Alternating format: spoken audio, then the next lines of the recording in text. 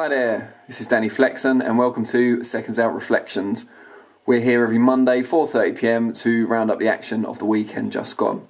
And it was a big weekend for Liverpool, not just because of the 2-1 victory at Anfield that kept the Merseyside Giants at the top of the Premiership, but because of the big matchroom show that took place at what will always be known to me at least as the Echo Arena, but is now the M&S Bank Arena near the Albert Dock. And it was enjoyable. It was a great card on paper, and it turned out to be enjoyable in person, or not in person in my case, sorry, on the sofa, but not least because in a result that sent boxing Twitter into raptures of unfettered joy, Anthony Fowler was beaten for the very first time in his 10th professional fight by Scott Fitzgerald. There'd been a lot of needle between the two, as everyone knows, in the build-up. A lot of insults going back and forth. Fowler still seems supremely confident, unruffled. And on the night itself, he certainly started that way. Took the first 3 rounds at a canter. His jab looked really good. He looked strong. But as the fight wore on, Fitzgerald boxed his way into it. His footwork was great. His movement was good. Scored some telling shots. And as the fight gradually got into the later rounds, he seemed to get stronger as Fowler began to fade. Obviously, Fowler's very big for the weight. He was also made to miss quite a lot by Fitzgerald. Both of those things would have taken his energy away to an extent. And Fitzgerald was certainly capitalised, boxed really well, the best I've ever seen him as a pro. Showed why he also was a great amateur, a fellow Commonwealth Games gold medalist like Fowler.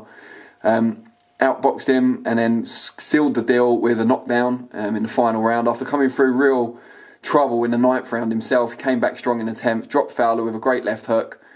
Sealed the deal, won on 2 cards, split decision, lost on the 3rd card, but won overall.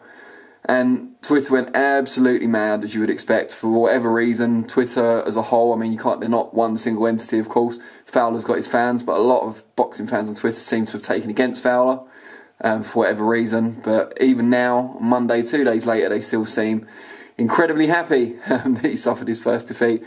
But whatever the case, he feels he'll come back stronger. Him and Coach Dave Caldwell will obviously have a plan to bring him back.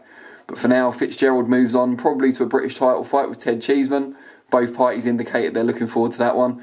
And congratulations to Fitzgerald. His was the only victory that upset my pre-fight tip that I gave to our sister channel, sportsbet.tv. I said that Robbie Davis Jr. would win outright, that David Price would win inside the distance, that Fowler would win inside the distance, and that Liam Smith would win inside the distance. And Fowler was the only one that let me down. So cheers for that, Anthony. We'll remember that for next time. No, but in all seriousness, the other ones went the way that I'd said. Liam Smith outclassed a brave Sam Eggington. Got the job done in 5 rounds. Could have been stopped a bit sooner in the nominal main event. David Price, that was a bit of a weird one. Although he did win inside the distance, I expect him to get a stoppage. And what actually happened was his opponent, Kash got disqualified for biting Price on the chest, which was a bit strange. He'd been rough quite early on. I think as soon as he felt Price's power, for me anyway, and I said this on Twitter before the event in case you think I'm being smart afterwards, I said I think he's looking for a way out. I think he's looking to be disqualified. He'd rough Price up, he'd hit him with rabbit punches, he'd been warned for that. He'd bitten him earlier on in the thing. Tony Bellew said afterwards he thought he'd bitten him 4 times. There was certainly 2, the one that finally caused the disqualification and an earlier one for which he was warned by the referee. It just seemed like he was on his way out, and then I think it was either the 4th or 5th round, I'll have to double check. He got hit with a really strong right hand, probably the first real clean right hand that Price landed, although he'd been dominating the fight. Rocked back, took Price down with a tackle, like a spear, if you're into WWE, something Roman Reigns would be proud of, surely. And then something Mike Tyson would be proud of, or ashamed of, depending on your perspective. He bit him when he was on the floor. And Price didn't even look particularly angry. He looked more kind of incredulous, bemused. Didn't really seem to know what was going on. It was just kind of, what's up with this guy? And I don't blame him. Ali was obviously disqualified. His purse has been held up. It will probably go to the board's charitable fund. Biggest shock for me was finding out that Kash was getting paid £20,000. Yeah, he's a decent fighter and he was unbeaten, but £20,000 for being the B-side midway down the card on a non-pay-per-view Sky show. Just shows how inflated the market's become. Great news for the fighters, of course, nothing against that, but I just find it hard to believe they couldn't have found a different opponent around the same standard as Kash who would have taken less than 20k, but obviously I'm a boxing fan, not an accountant, so we'll move on from that. Robbie Davis Jr. just about got past Joe Hughes to add Hughes' European super lightweight title to his own British belt that he's got. Now he's got both.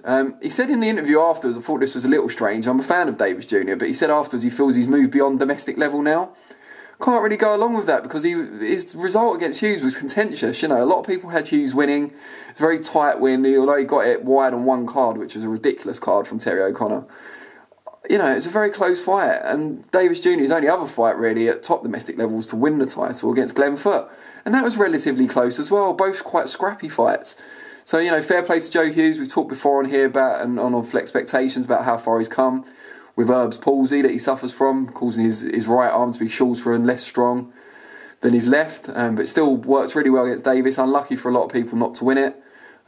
Davis, I don't think, has moved beyond domestic level. At super lightweight, you've got guys like O'Hara Davis, if he wants to fight for British and European title, I'm sure he would. Riddy, Akeem Ennis-Brown, whose last 6 fights have included about 4 really strong domestic contenders. He certainly deserves a British title shot, long overdue in my opinion. I think Davis Jr., if he can get like a shot at a higher belt, great. But if he can't, I think he's definitely got more to learn and more to develop at domestic level. I don't think he's gone past it just yet.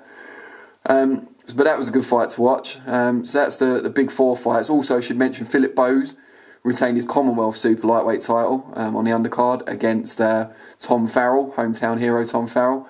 Bowes was just a bit too slick, a bit too clever for him. What we should say as well is that he's another leading contender at super lightweight and another one that could go against Davis Jr.